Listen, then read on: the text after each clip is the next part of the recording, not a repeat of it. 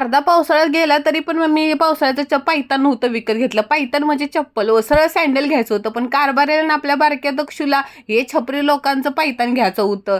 मला तर आवडलं नव्हतं. माझा गुलाबी कलरवर जीव अडकलेला. पण ह्यांचं म्हणे की पांढरं फेकवालच घे. पण माझा जीव बाबा या गुलाबीवर चांगलं वाटत होतं व पण जाऊ दे म्हणलं. ह्यांच्या इच्छेप्रमाणे हे छपरी लोकांचं पायतान घेऊन टाकलं. जुनं टाकलं पिशवीन आणि पुई पुई दक्षू बरोबर चालत पुढे केलं. हिथंच उद्घाटन केलं व कसं खुलालंय बघा दोघांचं सेम सेम झाल्यामुळे. माझी तुटलेली चप्पल कारभाऱ्यांकडे होती. लय भारी वाटत होतं. उगाच जीव नाही त्यांच्यावर. ही माझी मावस असून मावस नंद. अहो मोठ्या बिझनेस वुमन आहे. एकीचं टपरी आहे आणि एकीचं गाडा आहे हो आपल्या वडापावचा. मावशीकडे गेलो, मावशीकडे पण मला चिंच देते बघा. आणि मावस नंदकडनं समोसा विकत घेतला आणि एक फेरफटका मारायला गेलो. आपल्या महाराजांना मुजरा केला आणि गणपती बाप्पा पण आले सुंदर सुंदर. त्यांना नमस्कार केला. पावसात भिजत भिजत जायला लय मज्जा आली बघा. येता येता भाजी पण घेतली आणि भिजत पण आलो घरी.